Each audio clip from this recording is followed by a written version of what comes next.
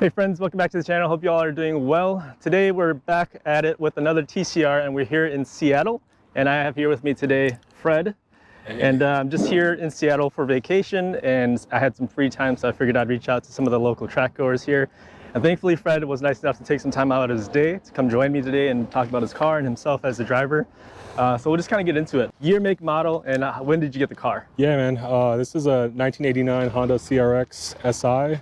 I actually picked this up about 3 years ago, and you know, I've been in the scene for a long time. Got out back in 2008, and then decided to step out, live my life, and start a family. And then my wife told me I can go ahead and buy a track car. I've always wanted to get back into it. Nice.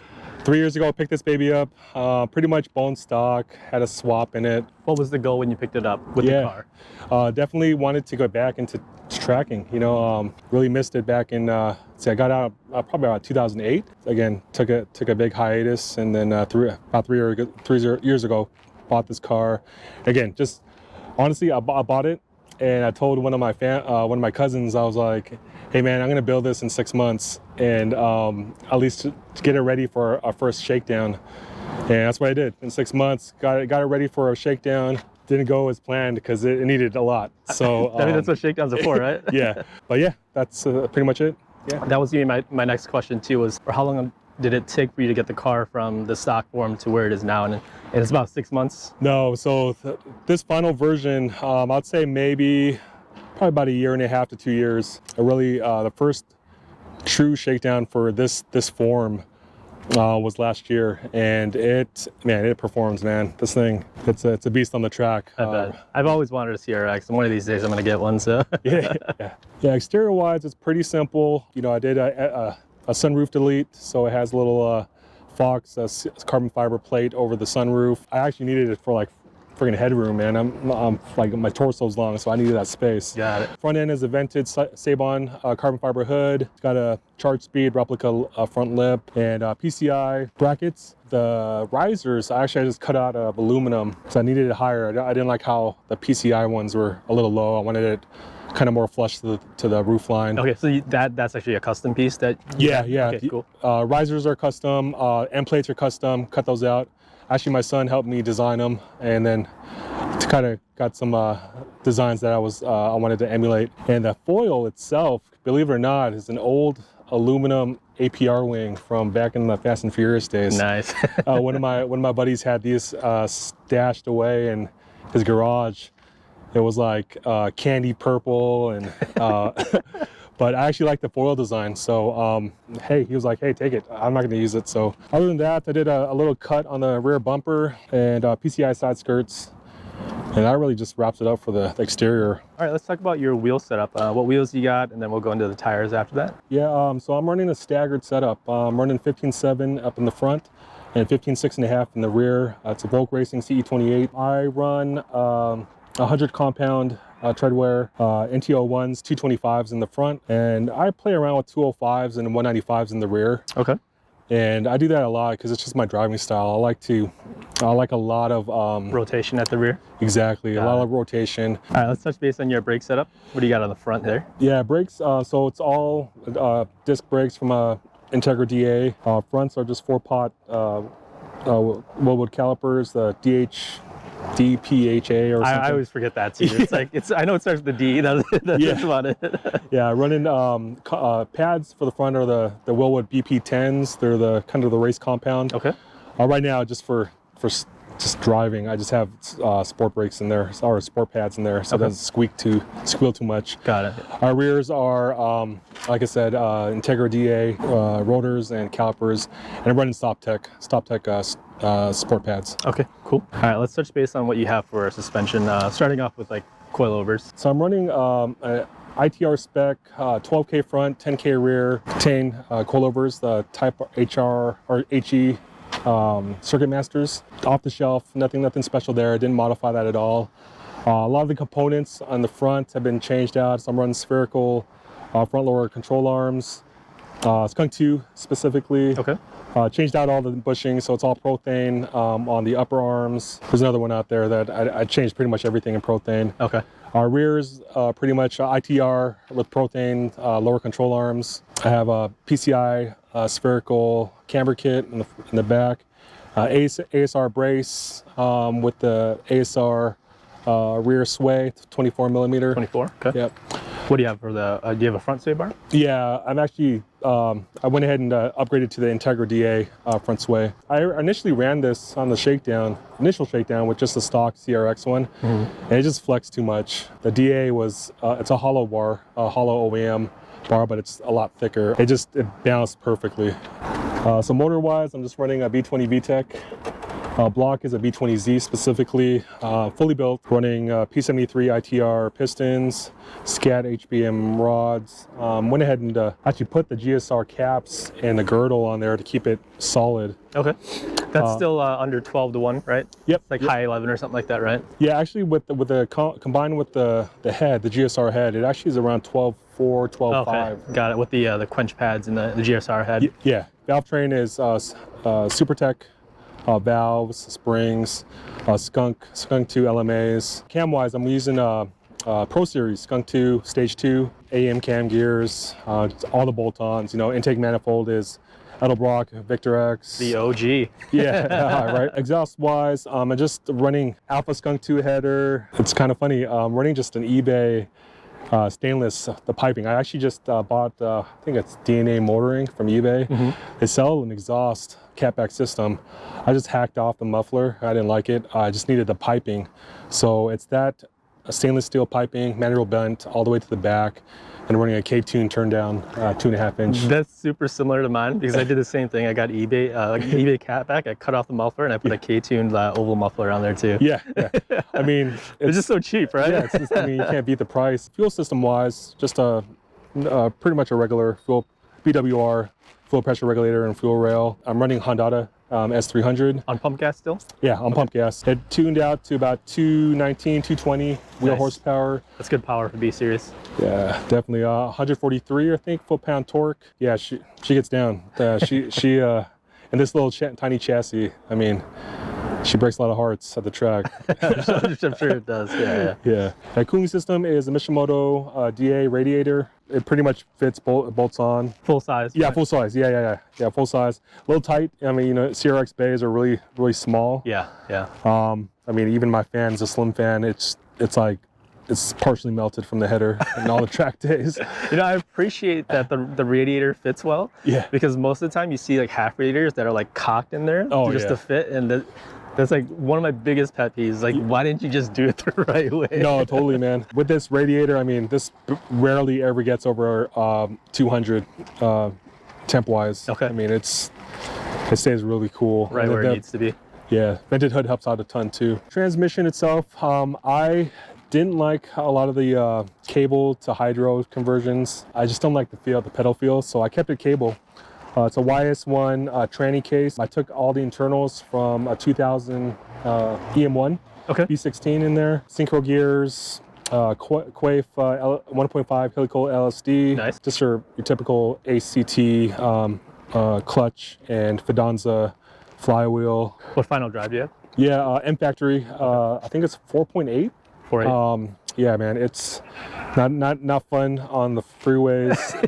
Screaming at like 6,000 or something like that. Yeah, I mean 80 is like almost hitting 5,000 RPM, but it's really for the track, man. The acceleration. I mean, I think at all the upgrades, like final drive is something you can really feel. Yeah, just changing the gearing. Right? Yeah. Totally, definitely feel that. So interior-wise, it's pretty simple, nothing crazy. I got the auto power roll bar, OMP, HDER seat, XL for me because I'm pretty big. Takata harnesses. Gauges-wise, it's all auto meter. It's a water temp gauge, oil pressure, air-fuel ratio. I have oil temperature and a voltmeter.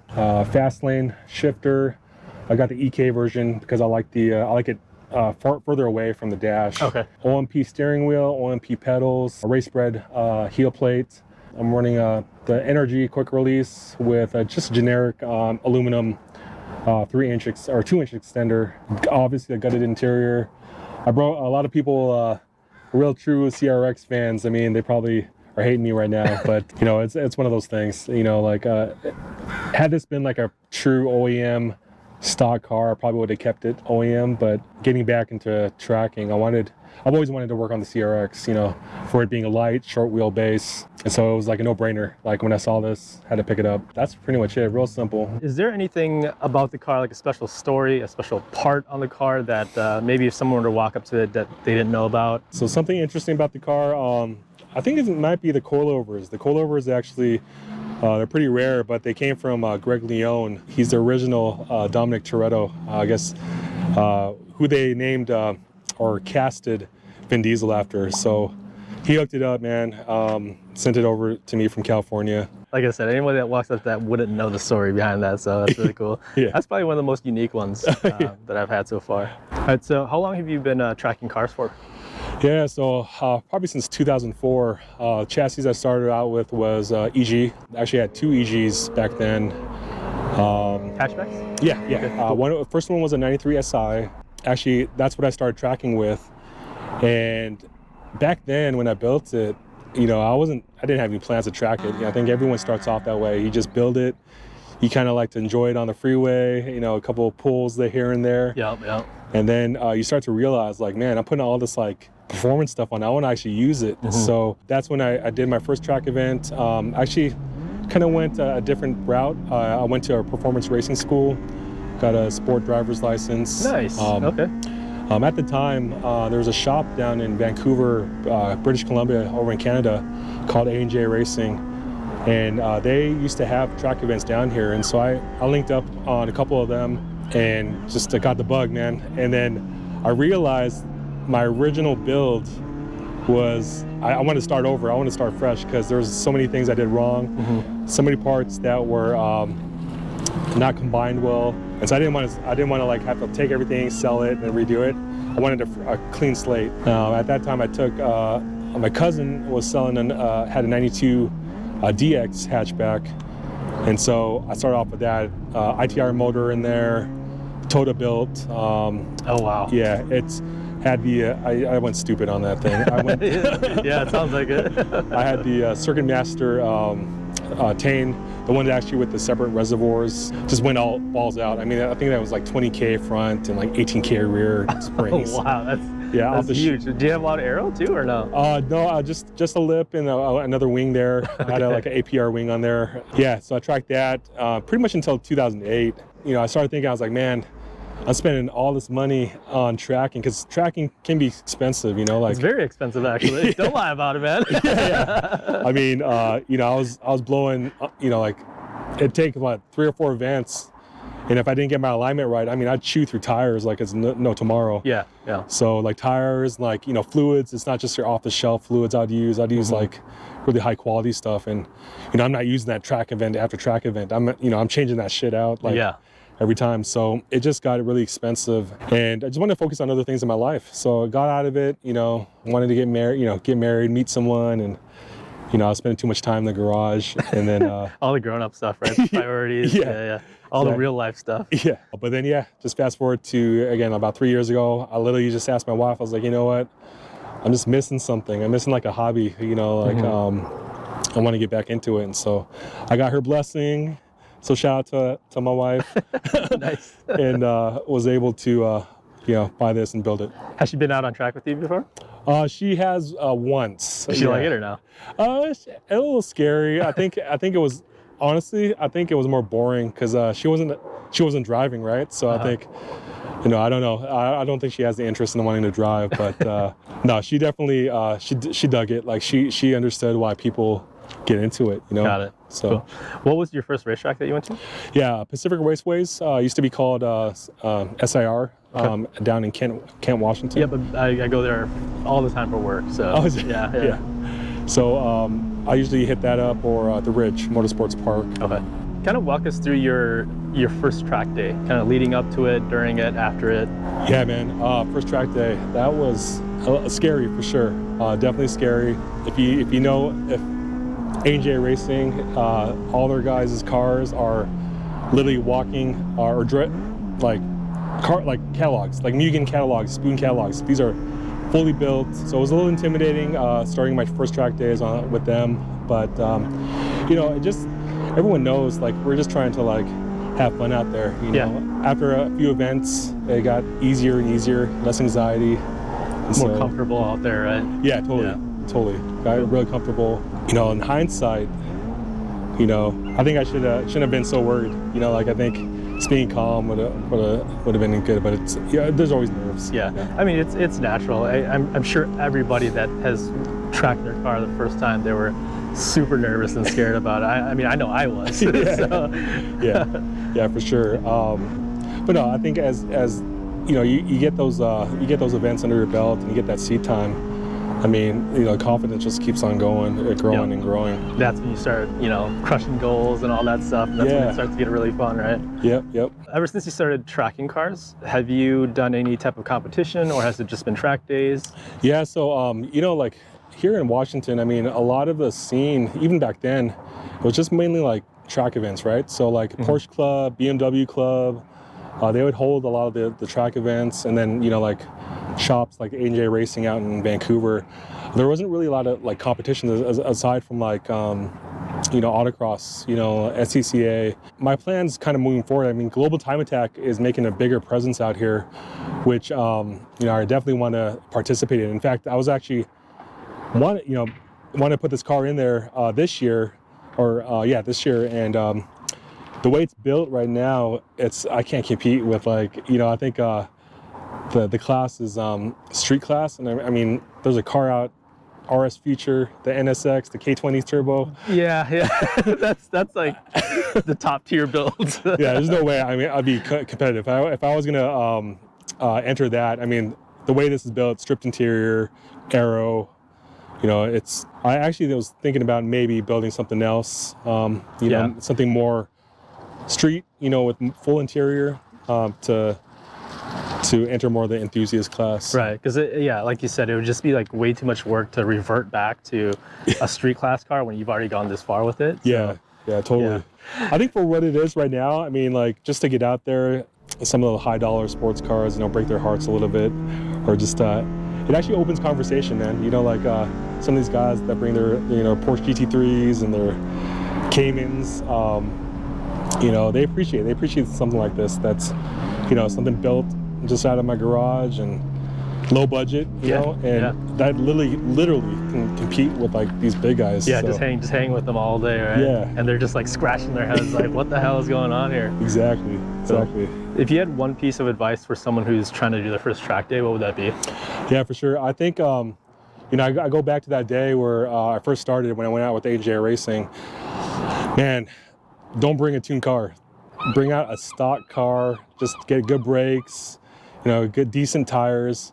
In fact, I'd even say just use sport tires. Nothing crazy. Maybe even like a high performance all seasons.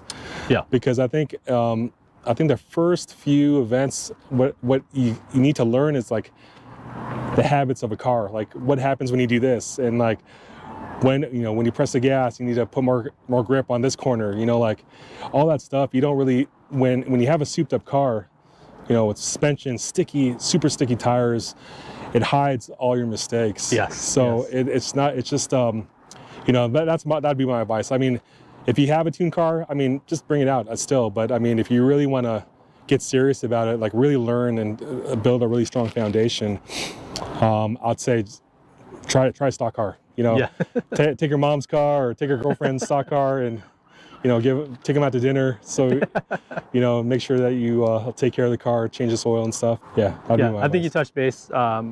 It was perfect where you said the foundation, and that's where you'll learn the foundation is with a stock car. Yeah. With like not sticky tires, not good suspension. That's when you really will learn like the physics of a car, pretty much, right? That's exactly it. It's like weight transfer. Like, I think weight transfer, and like I said, if you go to this corner at this speed, what happens when you start turning this way? Like, that alone, I think, was my biggest learning aha moment. I feel like I would have progressed faster and learned quicker.